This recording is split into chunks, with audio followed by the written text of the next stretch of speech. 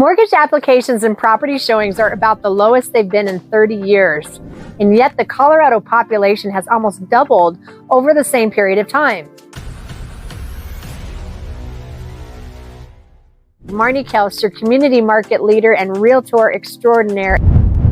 Here are 3 charts of listings, contracts, and sold properties year to date compared to the last 15 years.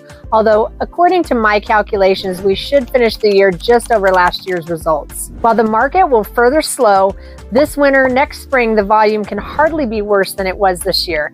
In fact, unless interest rates continue to climb, one can anticipate an emotional rebound and more volume in the market next spring, and most likely continued home value appreciation into 2024 and 2025. Life will continue to happen. People will continue to have babies, get jobs, lose jobs, get married, get divorced, and die, causing housing need changes. Homes will continue to exchange hands.